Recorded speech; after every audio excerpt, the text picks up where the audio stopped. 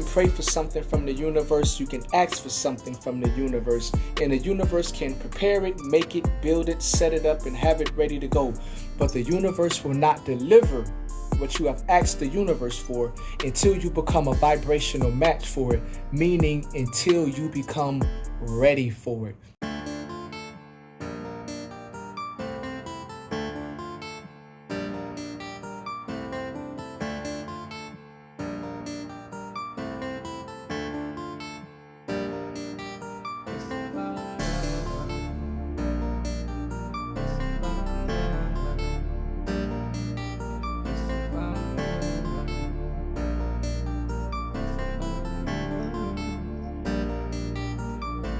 In life, people change all the time, like weather. Maintain, do your thing, till shit get better.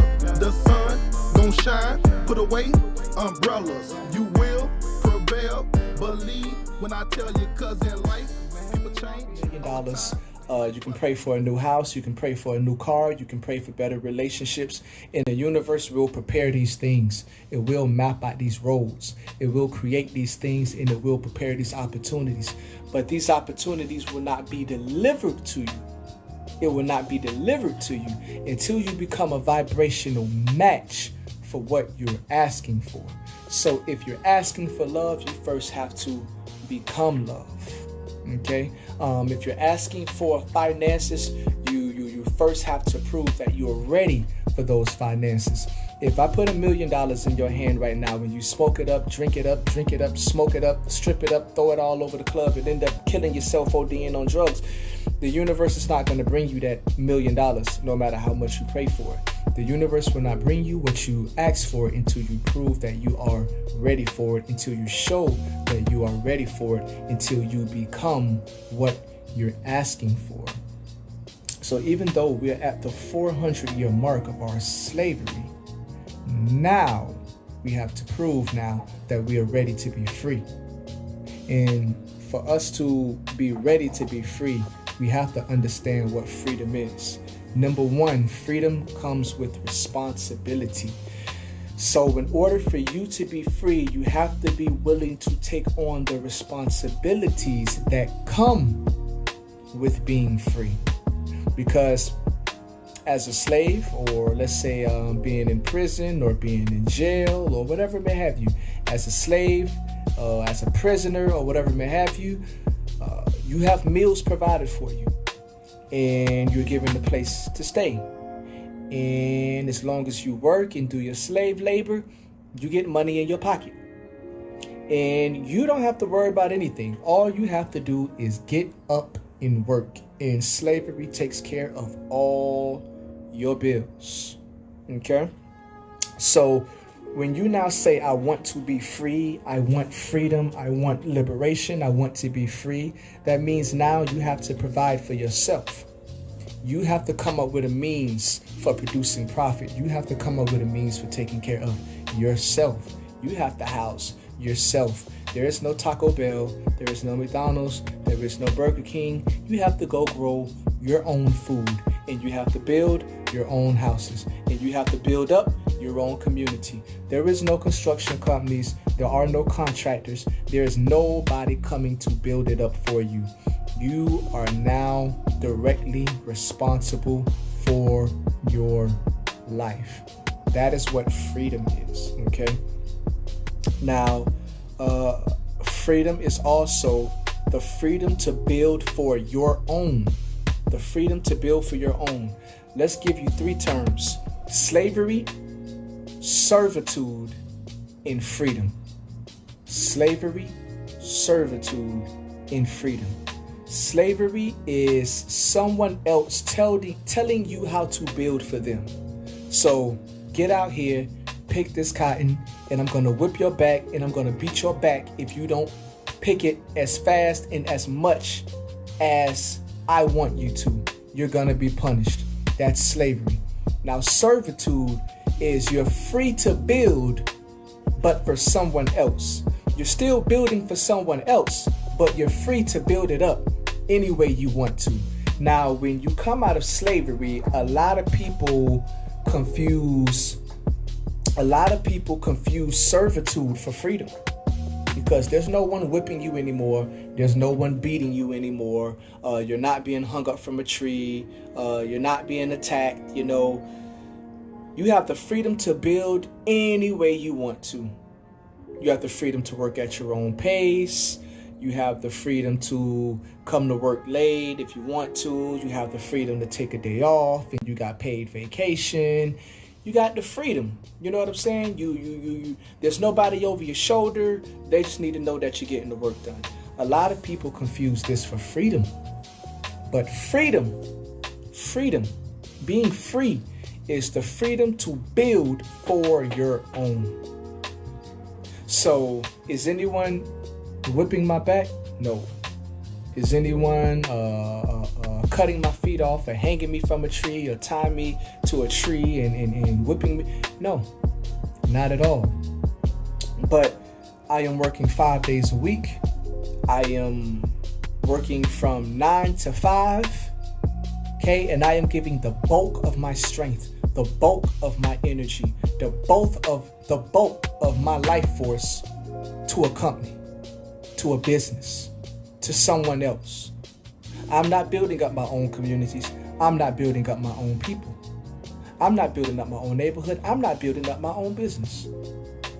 I am working for someone else. I am exchanging my time. I am exchanging my energy. I am exchanging my life force for currency from someone else. Now, this is servitude. And servitude happens all over the world. You don't have to put an evil connotation on servitude. Servitude is a form of exchange. But now we're talking about freedom. The freedom to build for your own. A lot of blacks say, well, the blacks who believe in, politics, and they believe that politics is a way to help save the black man. And when you ask them, why do you believe that politics is a way to save the black man? They say, America is the black man's country too, because we built America. Everything in America, we built it, so this is our country too. But this is the definition of slavery. This is the definition of servitude. Just because you make all the burgers at McDonald's doesn't mean you own McDonald's. Just because you roll up all the burritos at Taco Bell doesn't mean you own Taco Bell. You are a servant. You are in servitude. The definition of slavery is building for someone else. So yes, you're building it. Your hands are building it. Your energy is building it. Your life force, and you're giving your time to build it. But it's not for you. That's the definition of slavery. Even if you were allowed to build it your way, even if everything was built by your hands, it was not built for you. You built it for someone else. That is slavery. What freedom is building for your own people, building for your own community, whether that be physical buildings, or whether it be building your own happiness, or whether it be building your own legacy, or whether it be working in your own purpose, or whether it be working towards your own destiny. This is freedom, the freedom to be. There is freedom to do, and there is freedom to be. Servitude is the freedom to do, but you're still doing for someone else. So you really don't have the freedom to be. Freedom is the freedom to be. I can play my guitar today. I can play my piano tomorrow. I can dance on Wednesday. I can work on music Thursday. I can work on painting on Friday. This is freedom. The freedom to be. Just because you're free to do doesn't mean that you're free. You're not free until you have the freedom to be who you are, the freedom to develop who you are, the freedom to develop your identity, the freedom to walk in your purpose, the freedom to walk towards your destiny. This is freedom. Just because you're working and you're making money, and through that money, you're able to do things that you want to do. Okay, I got money now, so with this money, I choose to drink, or I choose to smoke, or I choose to go to the club, or I choose to go on a trip, or I choose to go on this plane, or during the weekend, I have complete freedom. I choose to have a nice car. I choose to have a nice house. I choose to wear nice clothes because I'm free. But I still got to have my butt back by Monday, 9 a.m. because I got to go back to that job. This is servitude. And servitude is a step up from slavery, but it's not freedom. Freedom is the freedom to build and cultivate who you are. So what we need in the Black community is financial freedom. Because I work with the youth every single day, and the youth have ideas. The youth have talents. The youth has ambitions. The youth has goals. The youth has dreams. The youth has things that they want to accomplish. But I can't do those things because those things don't make me money. My family is hungry. My mother is struggling to make the bills. So even though I want to write music, even though I want to dance, even though I want to draw, even though I want to paint, even though I want to do these things, I got to either play basketball or football, or I got to get a 9-to-5 job because I got to pay the bills. So then you're not free. You're not free. And economic freedom becomes even more important when you're living in a culture of bills. A culture of bills. When I say a culture of bills, if you go to Haiti and you buy land in Haiti, that land belongs to you for the rest of your life. There is no one to come and supersede your purchase of the land and say, hey, we know you bought this land, but we're going to give you your money back and we're taking the land back from you. That doesn't happen in Haiti. The land that they are giving to the African diaspora in Ghana, there is no taking that land back. That land belongs to you, and it will be passed down to your children, and it will be passed down to your grandchildren. Now, of course, in every place you go, you pay taxes to the government, you pay taxes to the people, because that's how you keep the nation running. But there is no one to come and say, yeah, we know you bought the land and we know you own the land, but we're going to give you your money back. We're taking the land because we want to put up a mini mall. Overtown was given to the blacks after they built up Miami. And then when Miami became a very famous and influential tourist town, they built I-95 right through Overtown and demolished the whole entire town. The only thing left in Overtown now is the hotel.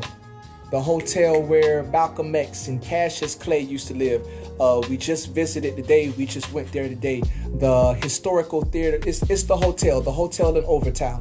And they were actually going to bulldoze that hotel. But the people who owned the hotel stood in front of the bulldozers and kept them from demolishing the hotel. Because blacks came and built up Miami. And we're not talking about the Hispanics or the other cultures that came, the Bahamians, the other cultures that came and innovated Miami. We're talking about Miami was Everglades. All of South Florida was Everglades. And they brought in African slaves to convert Everglades into farmland. And in order to convert Everglades into farmland, those Africans had to move 3 times the land, 3 times the earth that it took to make the world's largest pyramid. To make Egypt's largest pyramid, if you take the largest pyramid in Egypt and multiply that by 3, that is how much earth had to be moved in order for them to convert Everglades into farmland. You see, so we can move mountains. But once again, we were not building for ourselves. We were building up land for other people to come live on.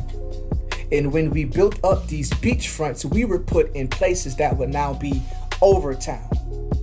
Later on, we would be put in places known as Liberty Square.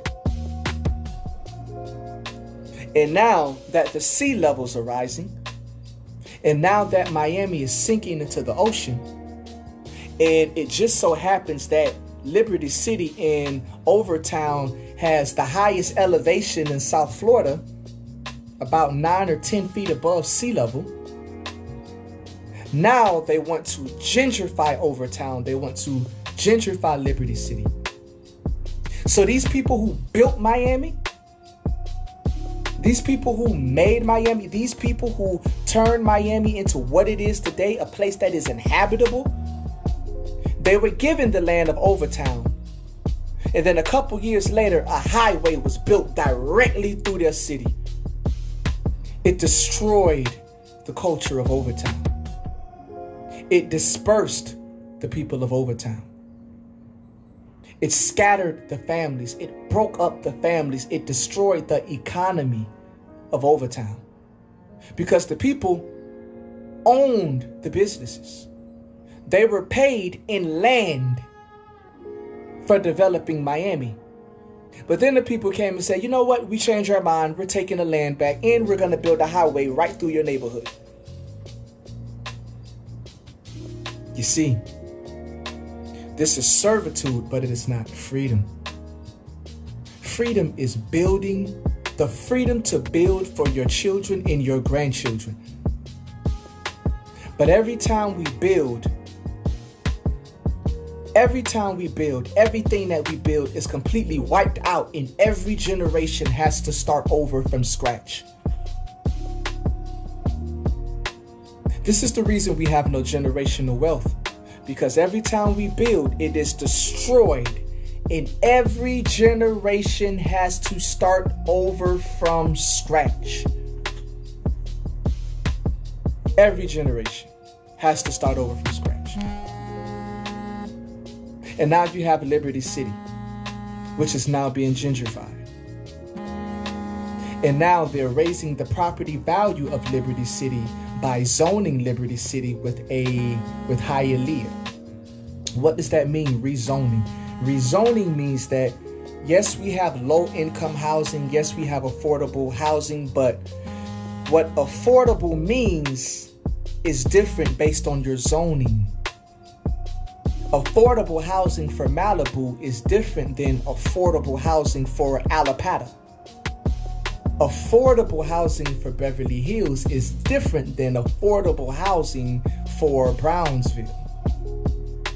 You see, so they raised the property value of the land, and now once the property value is raised, affordable becomes the percentage of the property value. So after they build these new places, they drive all the people out.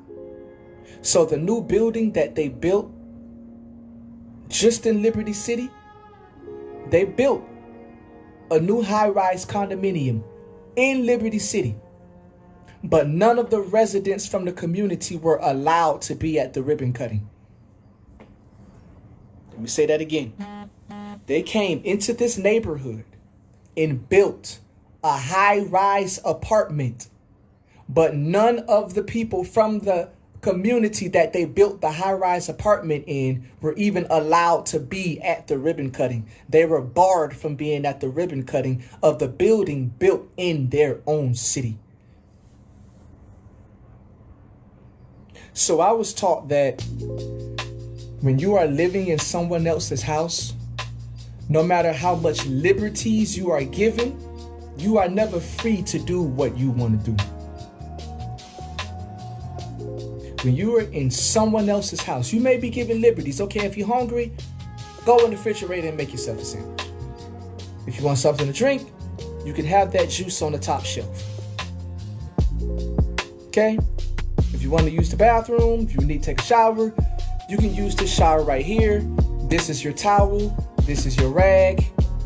These are your liberties.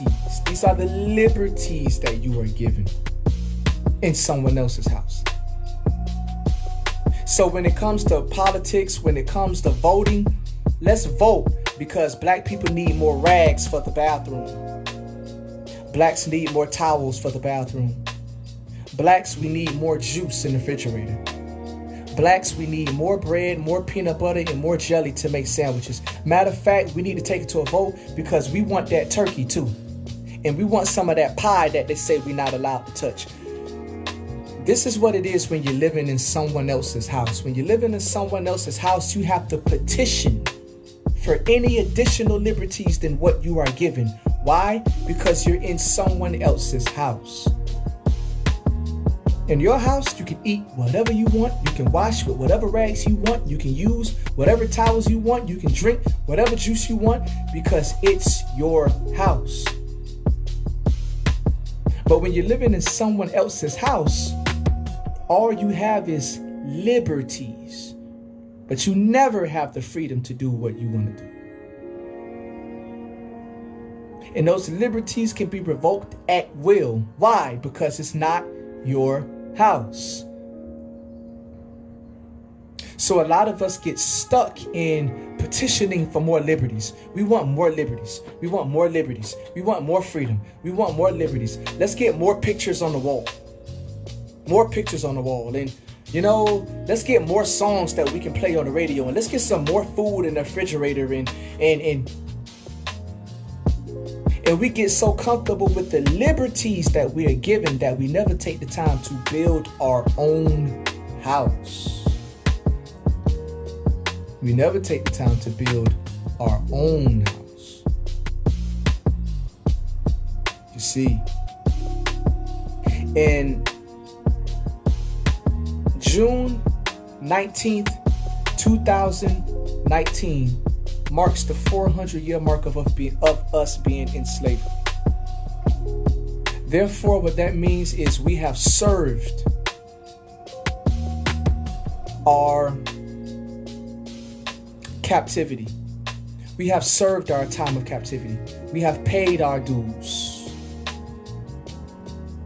Anything that we did when we was in Africa that warranted this karma has been paid in full. We have paid back our debt to the universe. We have cleared our karmic debt. And now we are free to now begin to rebuild our lives again and take the lessons that we have gained from these 400 years to rebuild better and stronger and wiser. If my child has done something wrong and I put my child over my knee, I'm not going to beat them forever. But I'm going to beat them so that they learn a lesson. And I'm not beating them because I hate them. I'm not beating them because I'm cruel. I'm beating them because I want what's best for them. I want them to learn. I want them to understand. And when people ask about slavery and God and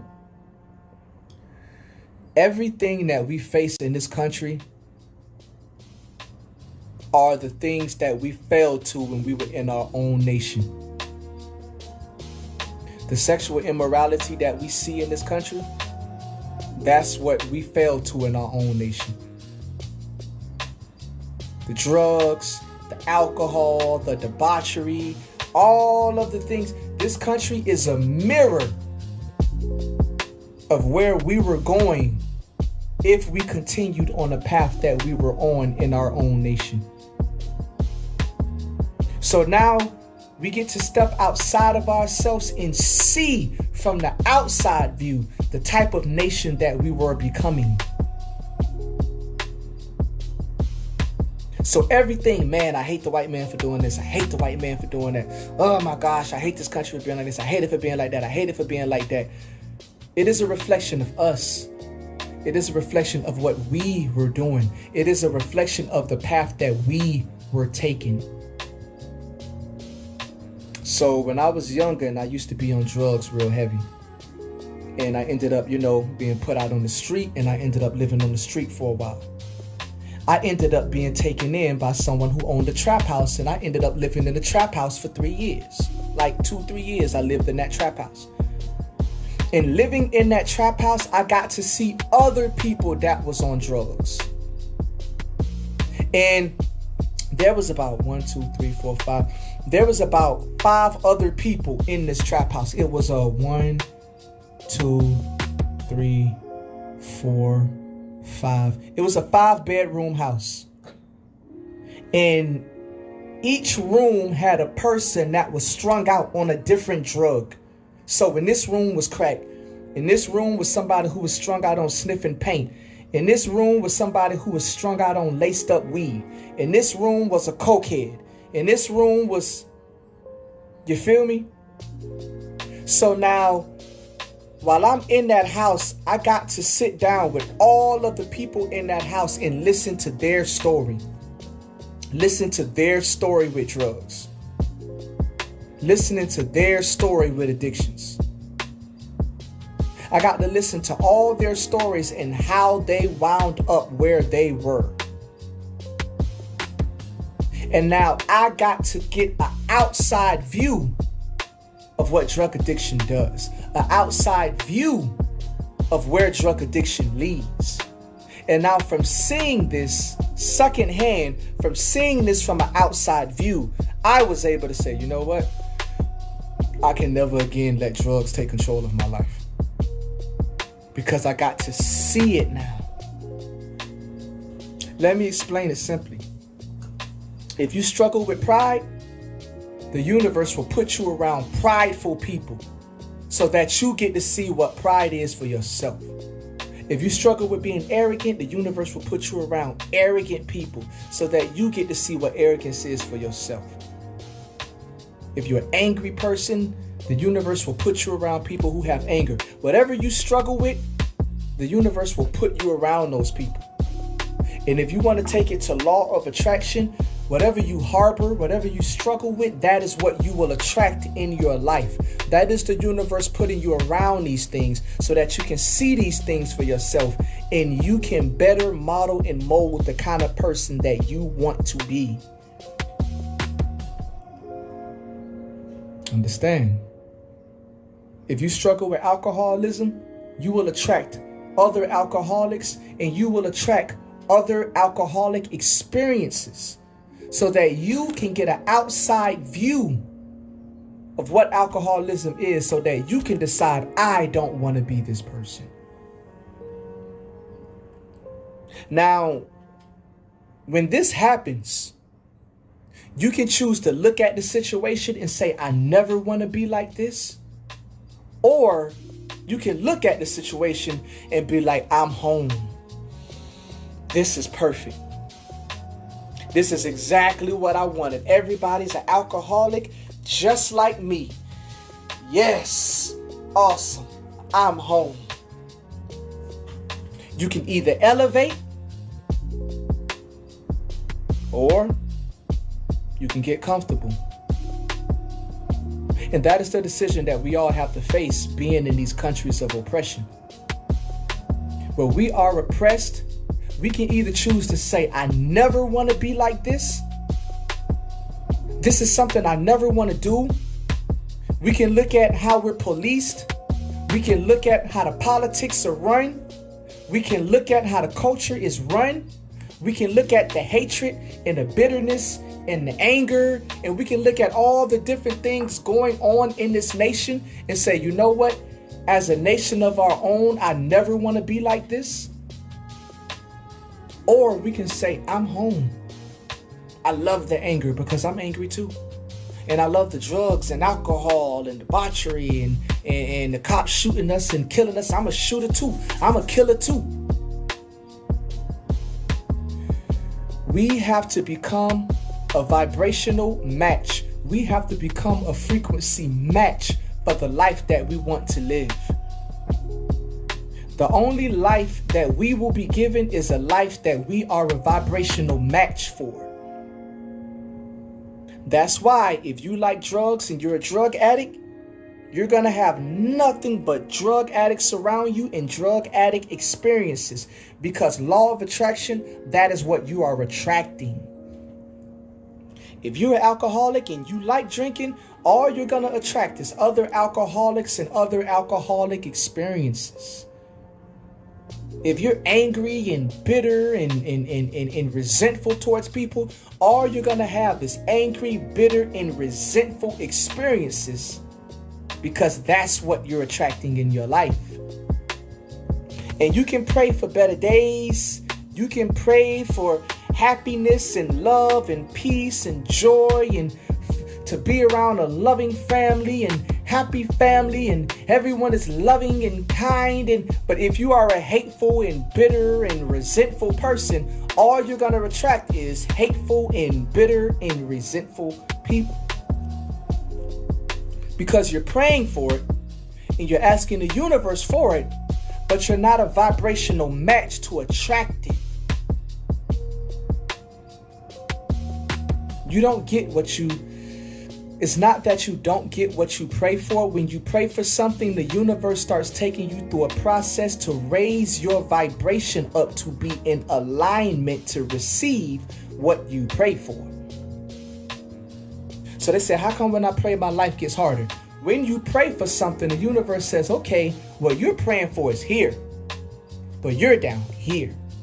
So now I have to get you through a process to force you to elevate yourself to the level of what you're praying for. It's like pulling back the bow on that arrow.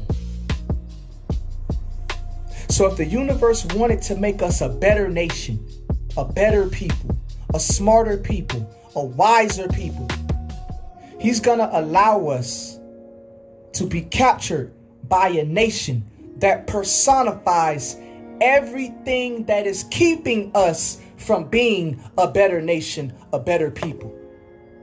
And now as we begin to see these things and we begin to disassociate ourselves with these things, we likewise begin to elevate, raise our vibration, because we are disassociating and we are disconnecting with everything that is not a vibrational match with what we're asking for. That is not a vibrational match for our highest good.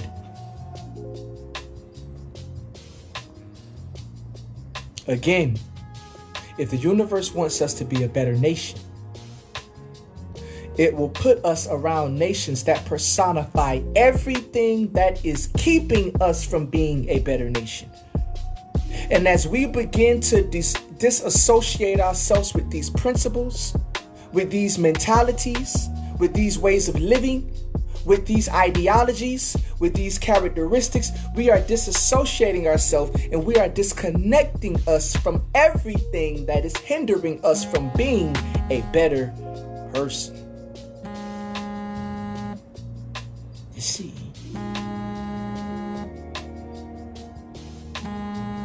So now that we have hit the 400-year mark of our slavery was only supposed to be for 400 years. We just hit the 400-year mark. 400 years from when the first slave was documented to come into America was June 19th, 400 years ago. June 19th, 2019 marks the 400-year mark to the day of when the first slaves set foot on America's coast. So now that we have hit the 400-year mark, our consciousness is beginning to open. And we are now beginning to be put on a process to begin rebuilding ourselves. First, starting with our mentality. The first thing that we as a people must rebuild is our mentality. What is a mentality? As a man thinketh, so is he. Mental, brain. Your brain deals with your senses. So how do you see yourself?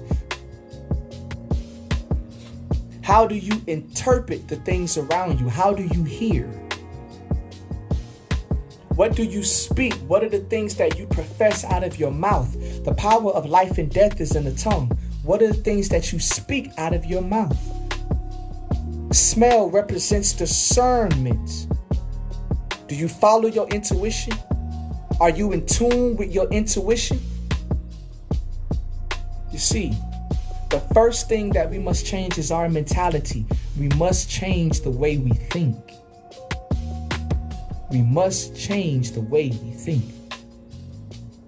And as we begin to change the way we see ourselves, when we begin to change the way we interpret the reality around us, when we begin to change the way we look at our lives, as we begin to change ourselves, we begin to change our reality. We begin to change the life around us. Because remember, your life is a product of everything that you gravitate in.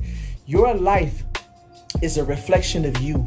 Your reality is a reflection of you.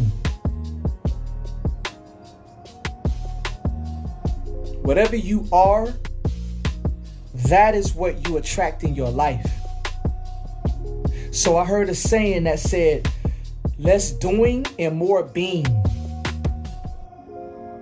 We can fill our lives with all kinds of activities. We can fill our lives with all kinds of activities. But we have to focus on less doing and more being.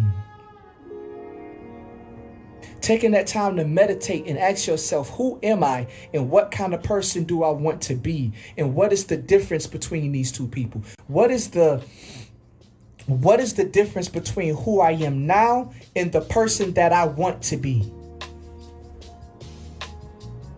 These are the questions that I ask my students. What is the kind of person that you want to be? Okay? What kind of person do you believe that you are now?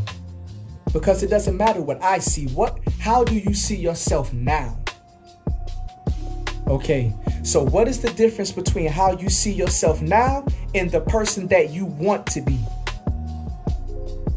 Okay, now what are the actions and steps that you can start taking now to begin closing the gap between how you see yourself now and who you want to be?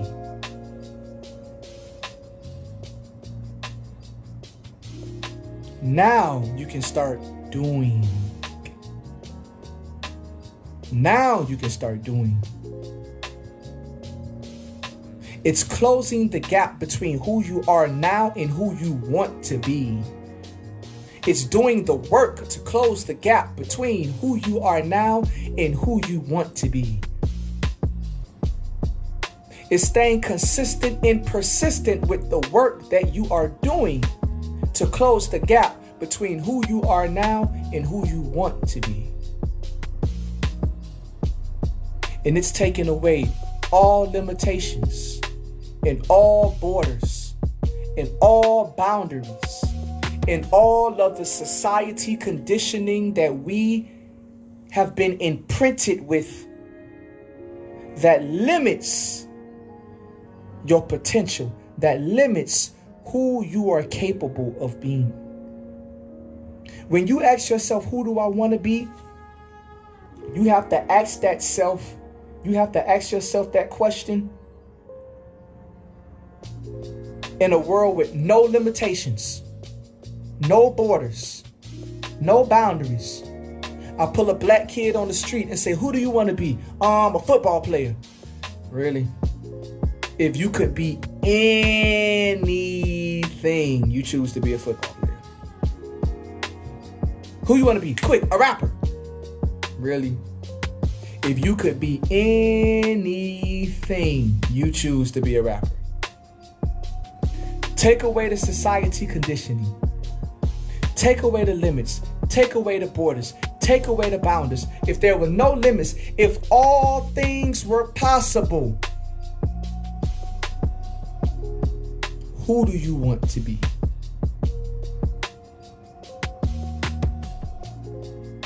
Now, when you have a firm grasp on that person,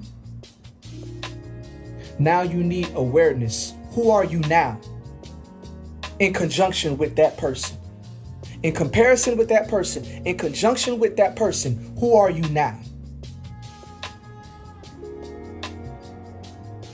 Okay.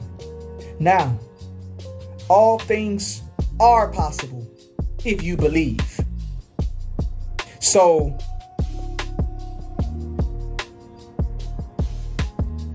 how do you begin to close the gap between where you are now and that person that you see there? Well, I can't because I don't have no money, because all things are possible. So this is where you want to be. This is where you are now. What's keeping you from getting here? Well, number one, I don't have a lot of money. Okay, well, let's start dealing with that. How are you going to make money? Shit, I'm going to sell dope. Okay, if you make money by selling dope, is that going to keep you in alignment with becoming this person? Or is that going to take you in another direction?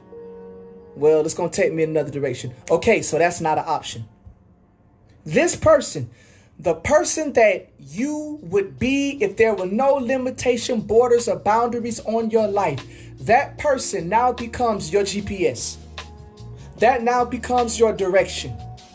That now becomes your guidance. That now becomes your anchor.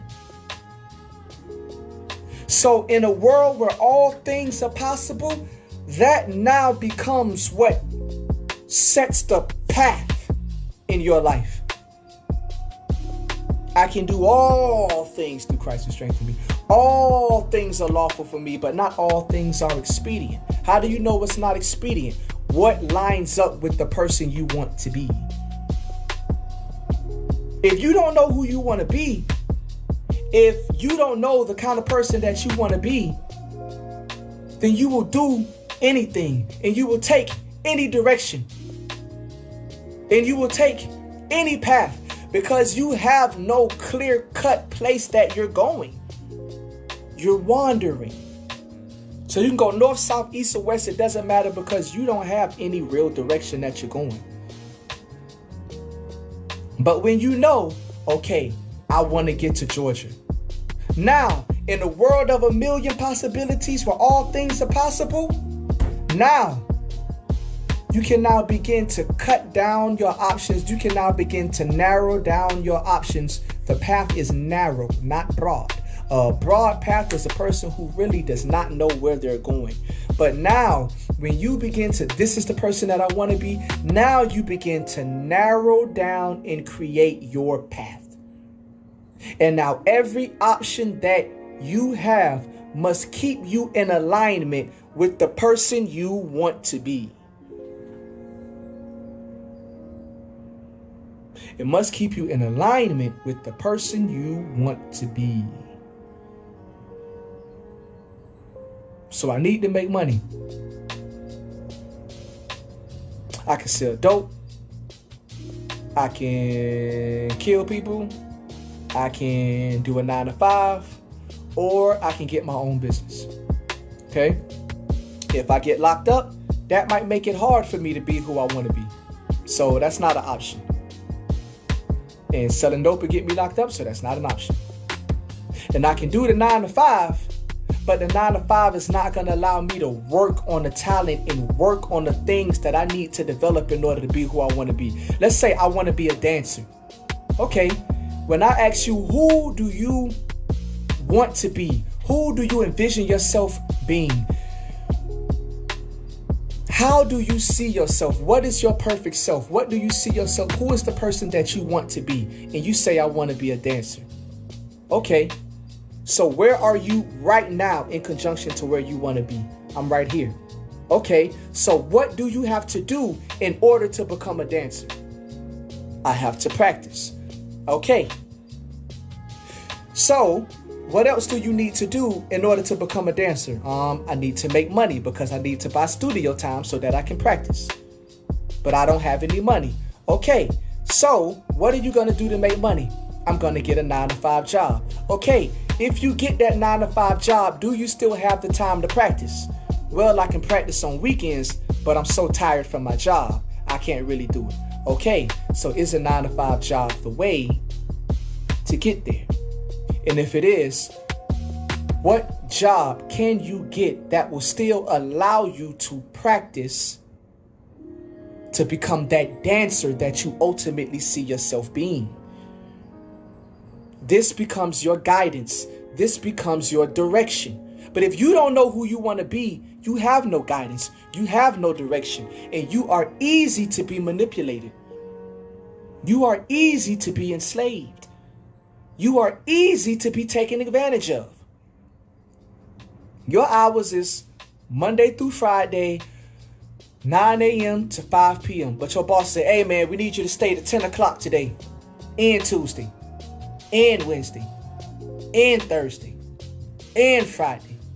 And we need you to come in on Saturday and do 5 more hours. And we need you to come in on Sunday and do like 3 hours. And we need you to do the same thing starting over on Monday. Damn, that's a lot of money. Yep, and we're paying overtime. Whew, that's a lot of money. All right, yeah, I'm down, I'm with it. But a person who knows where they're going, a person who has a vision, is a person who say, yeah, it's good money. It's very good money. But if I work all those hours, I'm going to be too tired to practice and develop my dancing. If I work all those hours, I'm not going to have the time to practice and develop my dancing. So even though it's good money, I'm going to have to decline. A person who has a vision cannot be taken advantage of. A person who has a vision cannot be manipulated. A person who has a vision cannot be enslaved. Because you have a vision, you know where you're going. And because you know where you're going, you know the path to take to get there. But a person who don't have a vision, they will do anything for money. And most of the time, the money that they're getting is just the money that they need in order to escape from a reality where they are unfulfilled and unhappy. I need money. And I will work 65 hours a week to make as much money as possible. And when I get the check, I'm going to buy clothes, I'm going to buy drugs, I'm going to buy liquor, I'm going to buy alcohol, and I'm going to be broke by the end of the week. But when I'm smoking those drugs and I'm drinking that alcohol and I'm wearing those fly clothes and I'm attracting these women and I'm living this lifestyle, that's a chance for me to escape from a reality where I am unhappy and unfulfilled. So I will work and I will slave in order to afford every opportunity I can to escape from this reality. I will work 65 hours a week so I can afford to go to the club and be in the VIP and spend my money on bottles and get high and get drunk and escape from my reality. But because you are not doing the inner work to change your reality, you will constantly be working for more money to keep escaping from a reality that you are not putting in the work to change. You're working, right? And even the Bible says if a man don't work, he doesn't eat. But it says where there is a lack of vision, people perish. So because you have no vision, you're working in vain. You're working in vain. I have worked with people who do all the overtime. They do overtime Monday, overtime Tuesday, overtime Wednesday, overtime Thursday, overtime Friday. They come in on Saturday, they come in on Sunday, and then when they make the money, they spend it all on clothes, cars, alcohol, weed, clubbing, partying, and they're back doing the same thing. And I'm like, wow. But there was another person on the job. They came in at 9. They left at 5. Do you want to stay later? No, I don't. Do you want to come in this weekend? No, I don't. Do you want to come in on Sunday? No, I don't. You know why? Because on the weekend, they're practicing on their dance. Or they're working on their music. Or they're working on selling the product that they're developing. They're working on selling the product that they want to build. They are working on their own business. I was always taught that there's 3 kinds of people on the job. And this is facts. Facts. There are 3 kinds of people on the job. The first person on the job says, oh, this job is so horrible. Oh my God, this job is so bad. Oh my God, this job sucks. Oh my God, I hate this job. Wham, wham, wham, wham, wham. Oh, well, time to go to work. Come on, y'all, let's go. The second person on the job says, man, this job is great. This job is wonderful.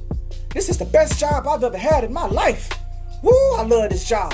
And they got unlimited overtime. We get 30-minute lunches. Woo, this is the best job I've ever had. The third person says, listen, I'm only here to make the money that I need to make so that I can get the equipment so that I can start my own business.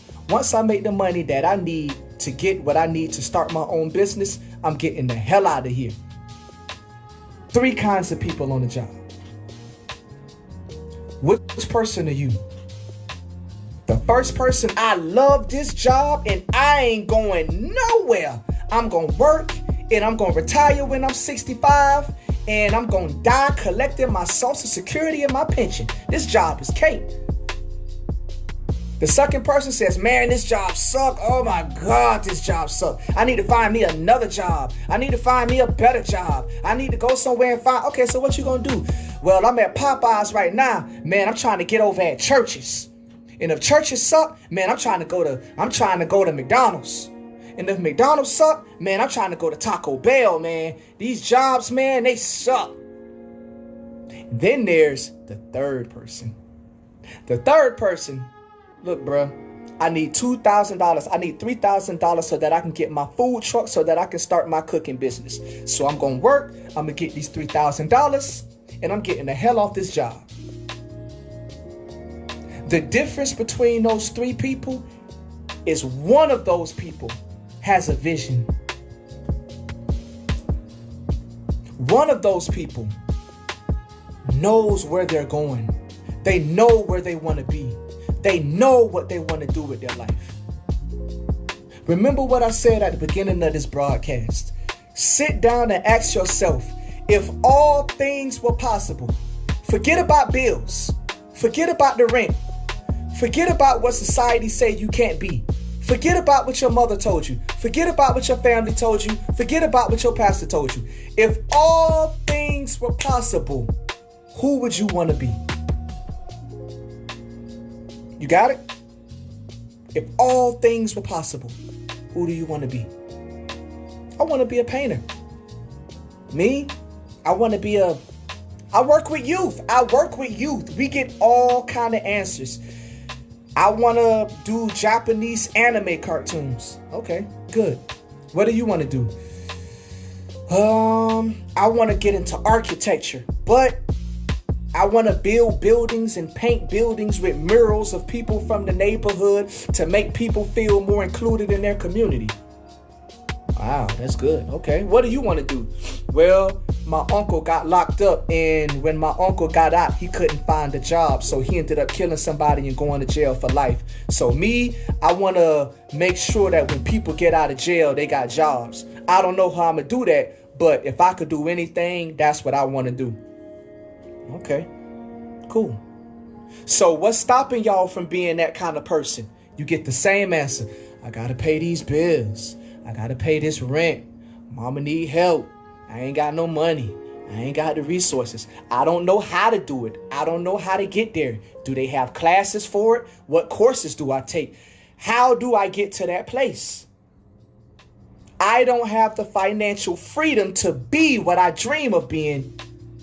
So I accept who I can be. And guess what you do?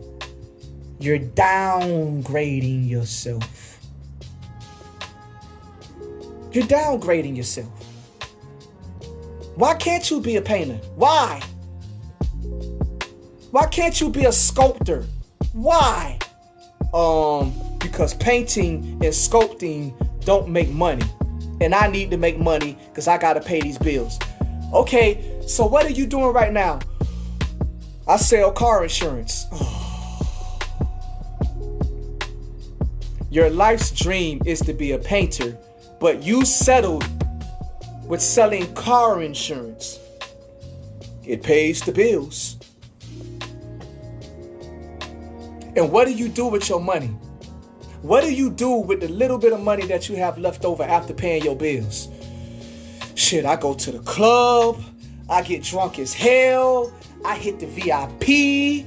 I get high. I get drunk. I party with my girls. And you do this every single weekend. Oh, hell yeah. I'm a regular in Club Iguanas. What? Man, the DJ know me by name. So because you're living a life where you're unfulfilled, because you're living a life where you feel like you can't have your dreams, because you're living a life where you feel like you can't be what you want to be, all of the money that you make, you spend it on escaping from your reality. Like I said, you work 65 hours a week. You bring in $2,000 a week. And that's how much you work. And you spend it all in the club, on expensive clothes, on drugs, on alcohol, to go back to work on Monday and do the same thing over and over and over and over and over and over and over. You're not happy. You are unfulfilled. You're empty on the inside. And remember, I work with youth. Royce, man, I think I need to go to church. Okay, understandable, but for what reason? I don't know, man. I just feel like I need God, man. You feel like you need God because you're empty on the inside. And your subconscious knows that God lives within. So because you can't find him on the inside, you go to church. And what does the church tell you? Being a good Christian means being the best person at your job. It means showing up on time for your job. And it means working the overtime. If you're a good Christian, your boss should congratulate you on how well you're doing at your job. If you truly have God, everybody should see that you have God by how well you do your job. Welcome to the Matrix. The land where you never find your true self. The land that always gives you the promise of dreams that it keeps you from reaching. Dreams that it tells you are impossible. Dreams that it always divert and detours you away from. Oh, you can get to the dream, but the path that you're taking, that's wrong. If you want to get to the dream, you got to get a good job, and you got to go to college, and you got to hit your books, and you got to work hard. And finally, at 65 years old, when you retire and now you got a consistent social security check coming in, now you have the freedom to seek your dreams. But you've already given your entire life to the system. Can you be a dancer when you're 65?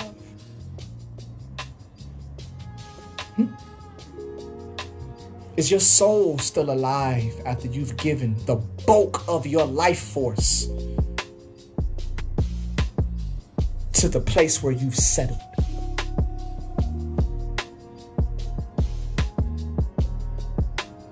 I'm not saying working is wrong. I'm saying when you have a vision,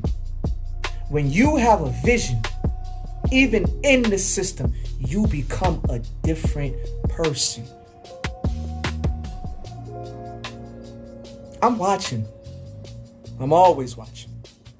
And now everybody's coming into the consciousness that I'm a God. I'm a God. I'm a God. I'm a God. I'm a God. I'm a God. I'm a God. I'm a God. I'm a God. I'm a God. I hear it all the time. I'm a God. Okay? Finally realized it. Good. Now that you've realized that you're a part of God, let's say it the right way, but now that you realize that God is in you, what kind of human being are you? What kind of person are you? I'm a person that through the law of attraction, I can gravitate and magnify and I can resonate anything into my reality that I want. Okay, that's good. That's good. But what kind of human being are you? How do you treat people? How do you treat your family? How do you treat your community? How do you treat your brothers? How do you treat yourself? How do you feel on the inside? Are you happy? Hell yeah, I'm happy. I'm happy. Are you happy? I'm happy. I'm happy. Are you happy? Bruh, I'm happy. I'm happy. Are you happy? Bruh, I'm happy, but if you keep asking me that question, I'm gonna get mad. Are you happy? Bro, stop asking me that. Are you happy? Are you happy? Are you happy? I don't know, okay? I don't know, all right? I don't know. I don't know. I don't know. How come you don't know? I just be frustrated. Why are you frustrated? Man, cause life sucks. Why does life suck?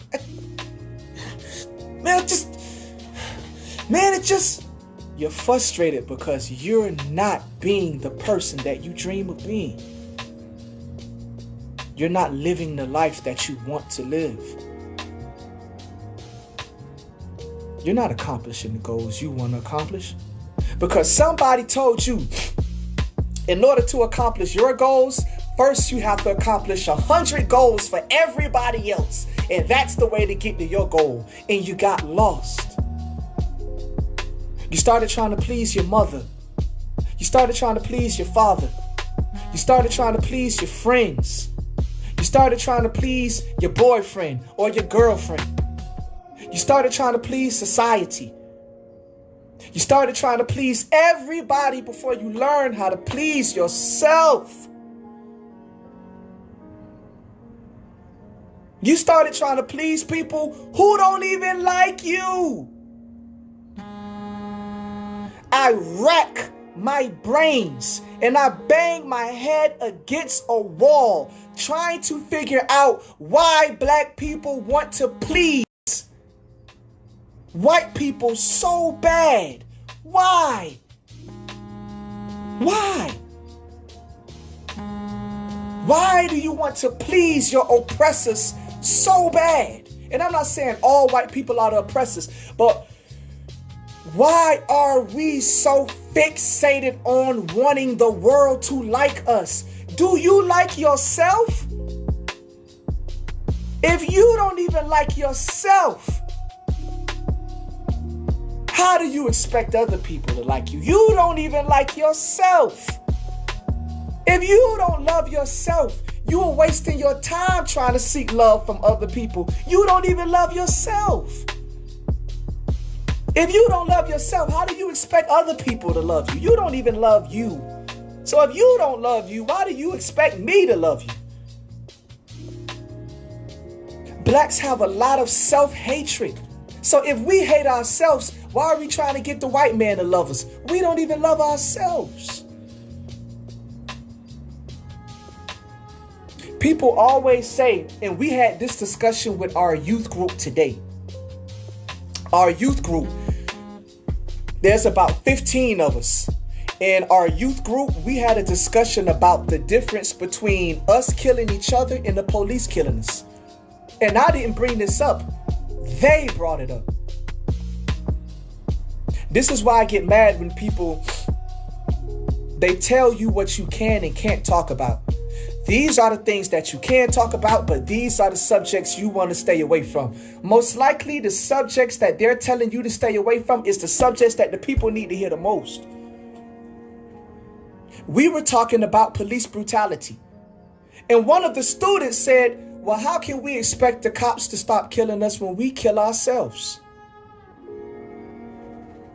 I was like,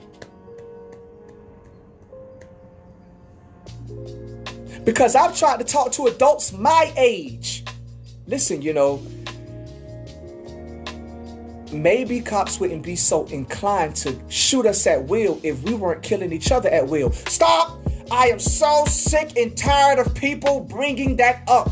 Us killing each other, black on black crime. It has nothing to do with police brutality. I am so sick and tired of people trying to connect the two. I am so sick and tired of people bringing that up. You're trying to say that the police killing us is our fault. I didn't say any of that. I just asked a question. I didn't say any of that. That's how you perceived it because your mentality is not changed. But I didn't say any of that. I said if we can deal with us killing each other, then we now set a precedence for how we expect to be treated. You can't get mad at how somebody treats you if that's the way you treat yourself. If you hate yourself and abuse yourself, most likely you're going to end up in an abusive relationship. And most likely the reason that person thought it was okay to abuse you because you're abusive to yourself. When you met the person, I need you to love me because I hate myself. So right there, you set the precedence that it's okay to hate you. So even though you're asking for love, you set the precedence for how you want to be treated based on how you treat yourself. You set the precedence for how you want to be treated based on what you put up with. You understand? So we have to...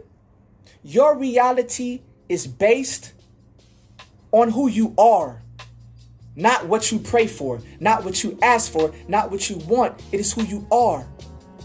So when you say, this is what I desire to be, now you have to become the person that can live that life. I want to be a dancer.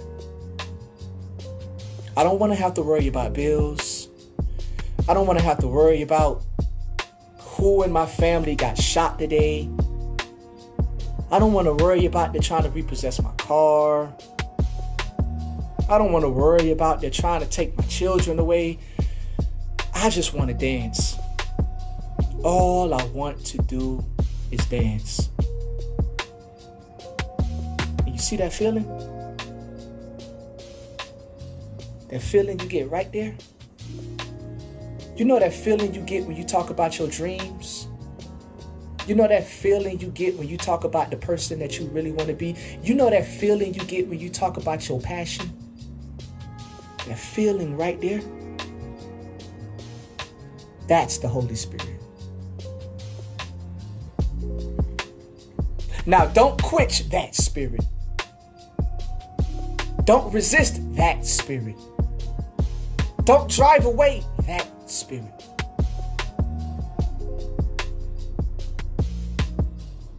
Well, I can't be that person. Well, I can't do that because I got to go to work and I got to pay that bills. You're killing yourself. You're killing your dreams.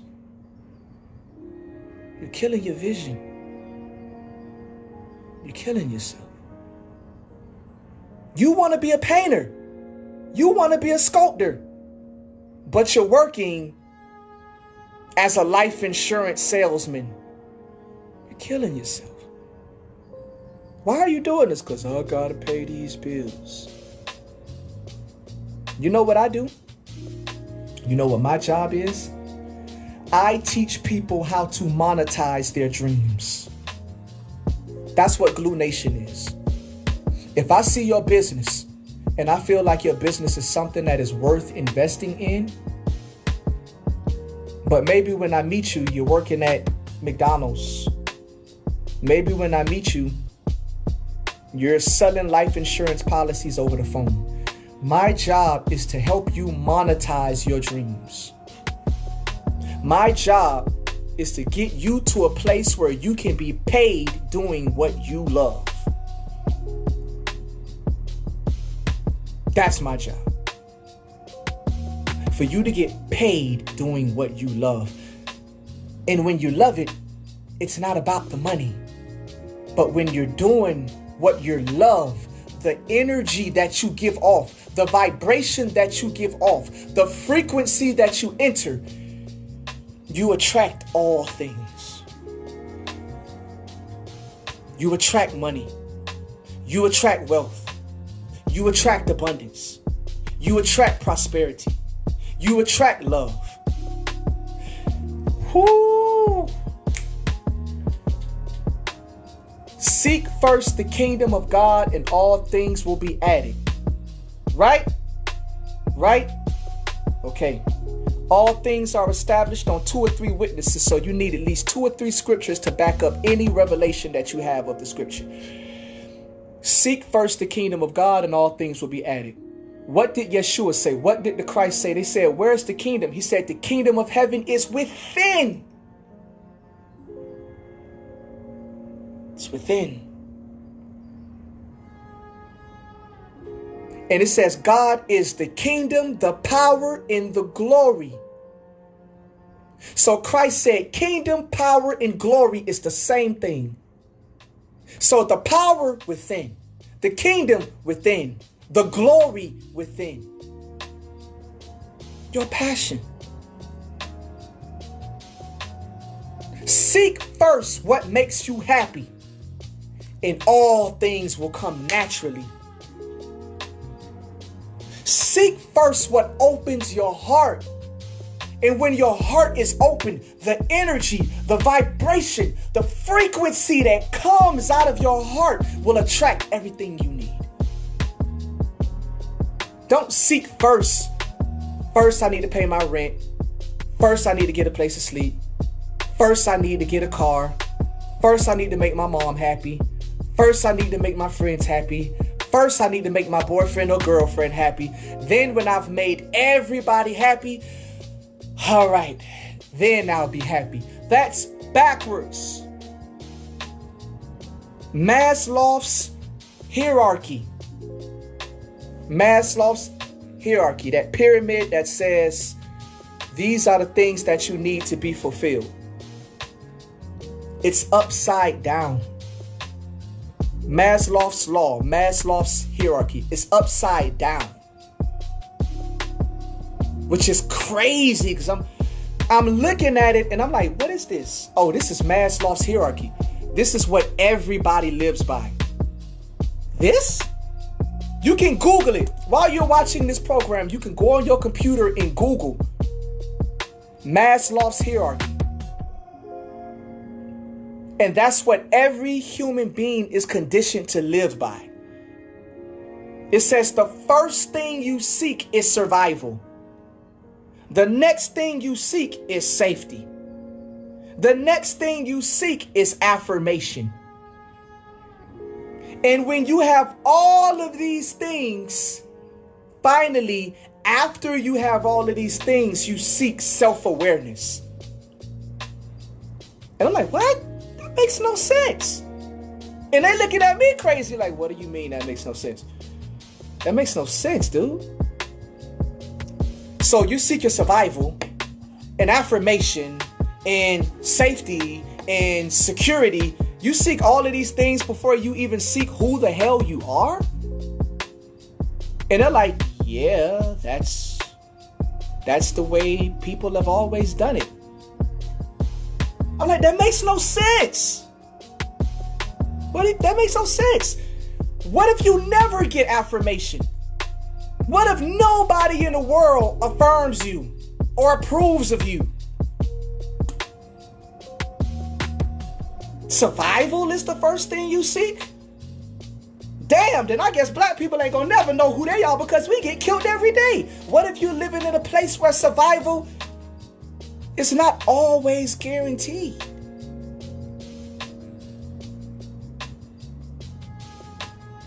Stability. What if you don't have stability? What if you don't have it? Stability comes from knowing who you are. You seek stability before you seek to know who you are? That makes no sense.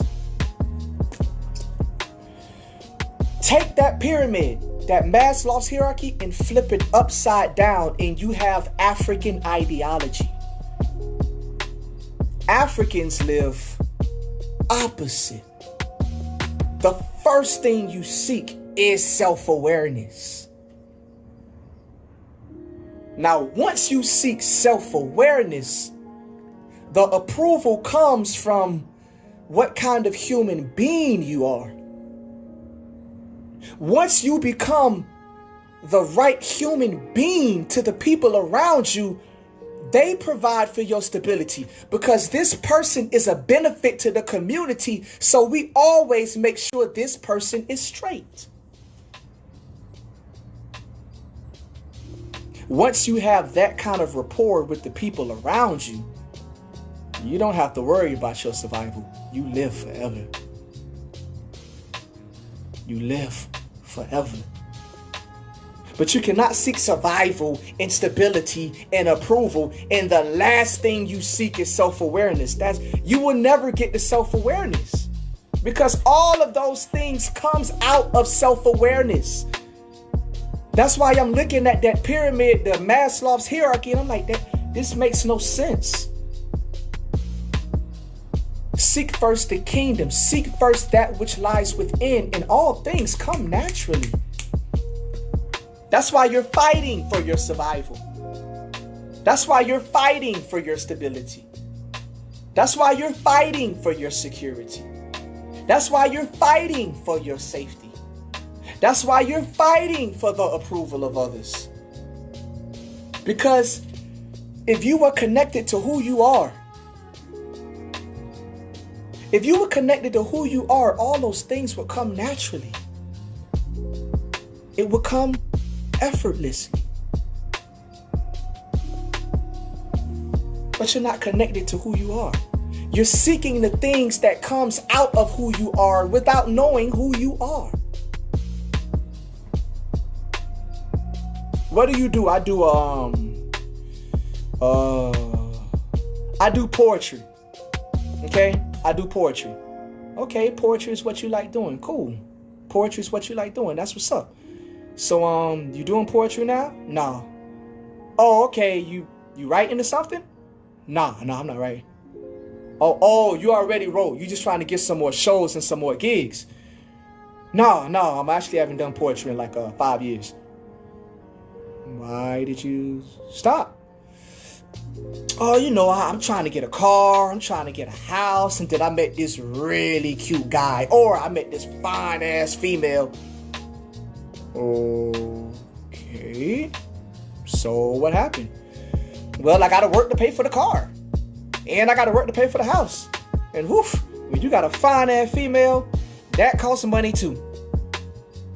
So what happened to the poetry that you was doing before you had the car, the house, and the female? Shoot, I don't have time anymore. I got to keep the car. I got to keep the house. I got to keep the female. That doesn't seem kind of backwards to you? What you mean? Well, if you work on your poetry and get really, really good at your poetry, you can make money. And now affording the car becomes easy because, yes, you have to work to make money, but you're making money doing what makes you happy, so it never really feels like you're working. So by that, the money actually comes kind of easy to you. You may have to do a 27 city tour, but you're going to 27 cities doing what you love.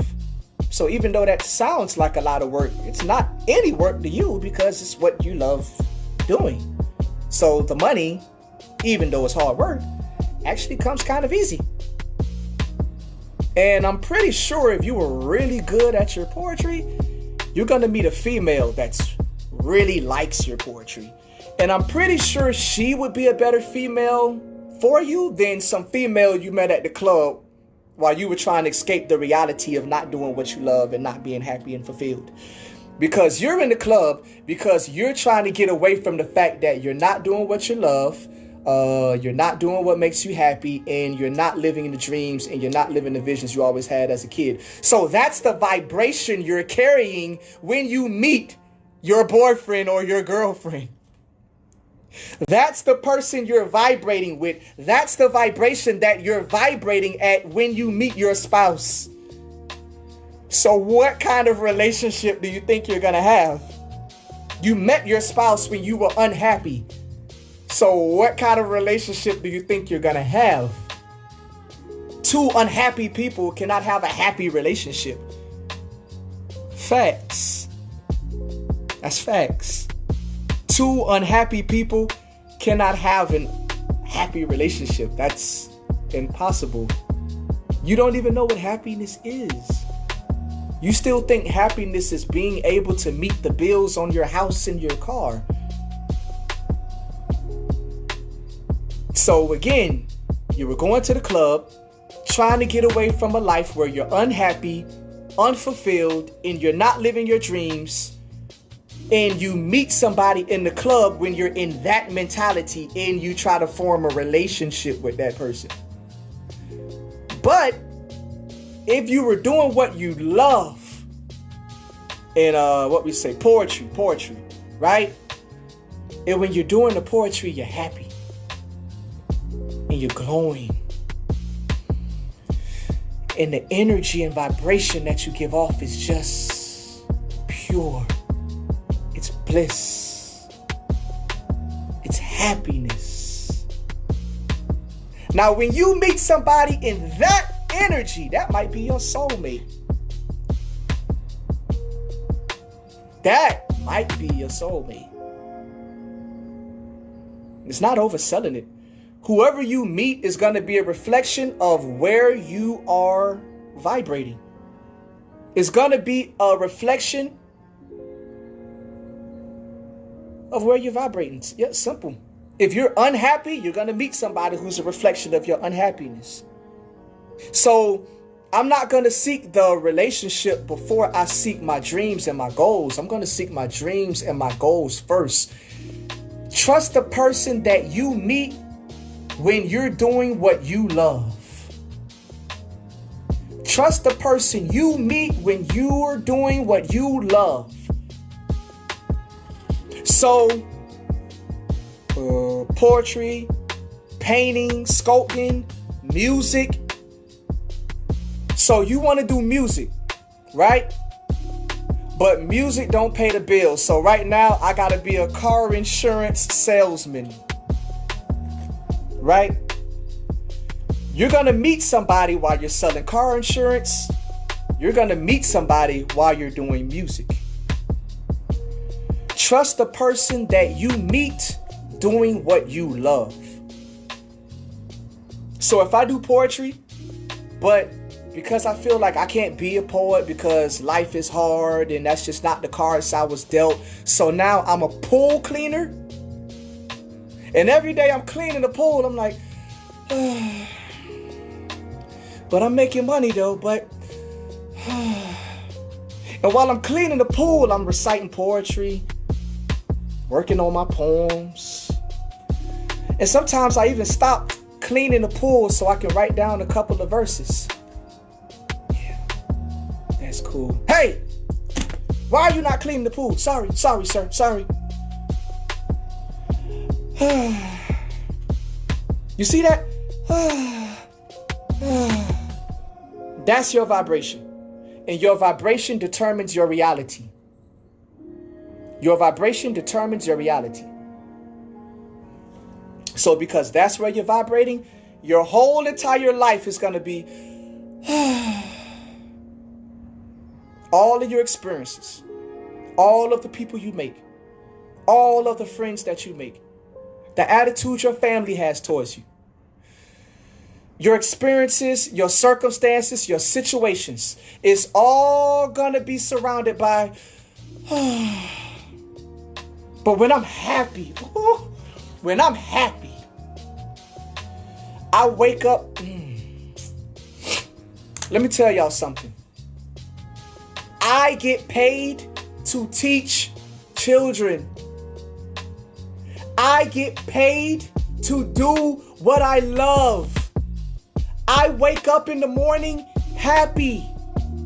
I tell everybody about my students. Hey man, Johnny, man, that kid is going places, man. Johnny is dope.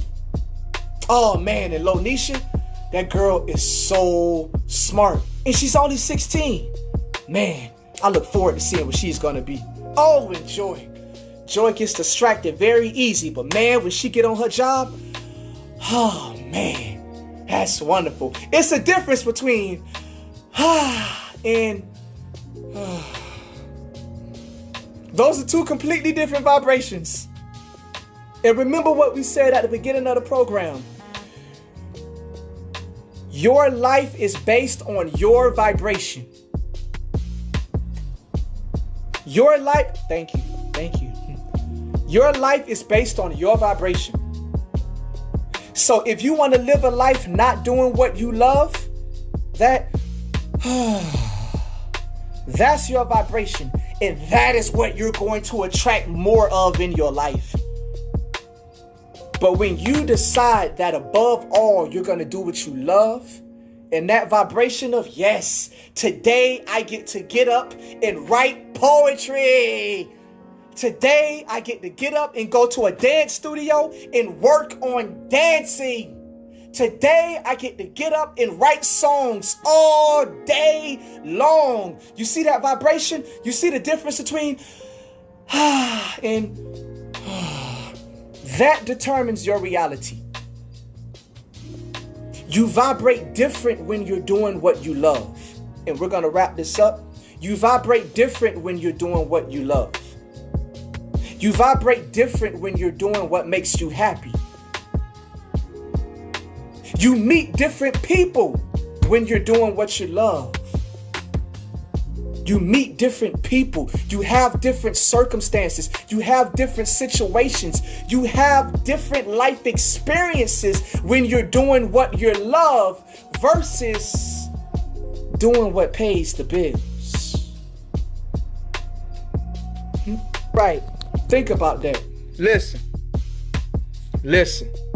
As we are wrapping up this program, remember something, okay? At WMRR Radio, Glue Movement Radio, remember something. Your reality is based on your vibration. Facts.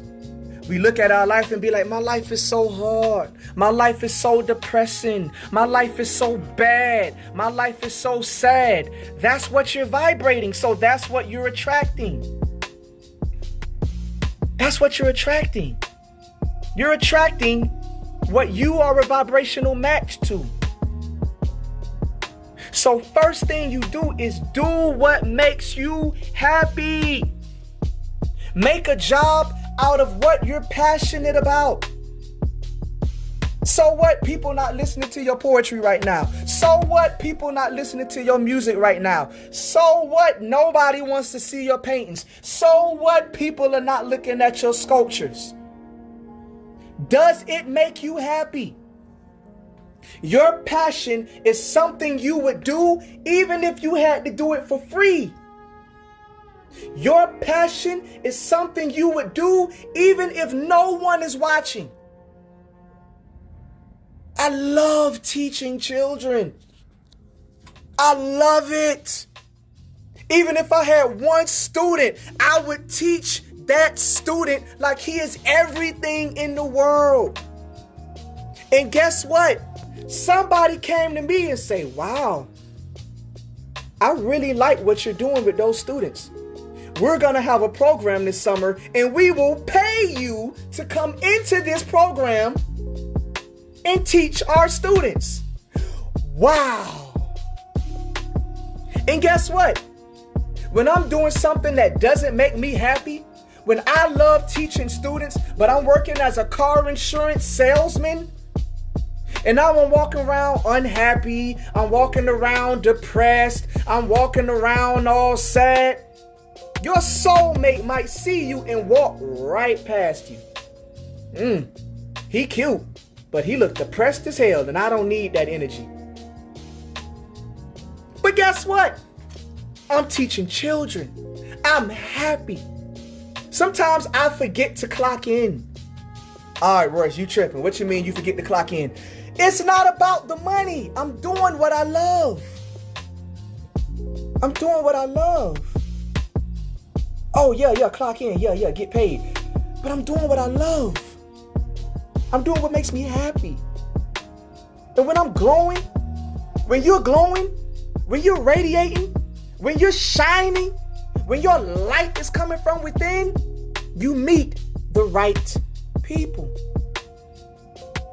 Trust the people that you meet when you are at your happiest. Don't trust the people that you meet when you're depressed. Don't trust the people that you meet when you're worried.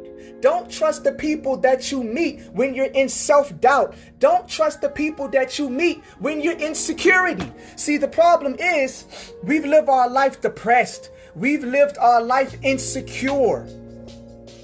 We've lived our life anxious and worried and sad and oh my God, my life is so horrible. So that's the kind of friends we attract. That's the kind of relationships that we build. That's the kind of rapport that we build with our family. So now when you finally find what makes you happy, you wonder why everybody is attacking you. Because you're not a vibrational match for those people anymore. You wonder why every time you get happy, they get jealous. You wonder why every time you get happy, they get envious. You wonder why every time you get happy, they talk trash about you. You wonder why every time you get happy, they talk down on you. You wonder why they try to sabotage your happiness. Hey man, I'm so glad you picked up the phone. Listen, I got this poetry thing at 6 o'clock. Okay, my car broke down. Yes, my car broke down. But I need to get there by 6 o'clock. I know you get off work at 3. I need you to pick me up and take me down there. Please, please, please, please. Aw, man. Come on, bruh. Man, I don't even know if I'm gonna be able to do it, dog. What you mean? Come on, bruh. This is my dream, bruh. I'm living my dreams. When you met me, I was sad and depressed. Now I'm living my dreams. You know this is my dream. Come on, bro. I just need a ride, bro. Please let me get a ride, bro. Man, bro, I can't even do it for you, dog. I got so much stuff going on right now, bro. I ain't even got the time to do it for you, dog. I mean, you know what? That shit kind of lame anyway, to be honest, dog. I mean, maybe that's just a sign that ain't what you supposed to be doing.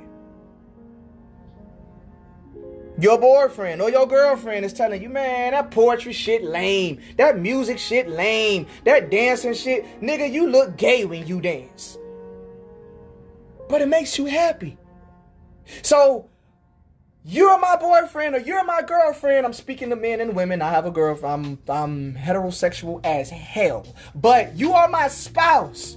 Why are you not supporting my dreams? Why are you not supporting what makes me happy?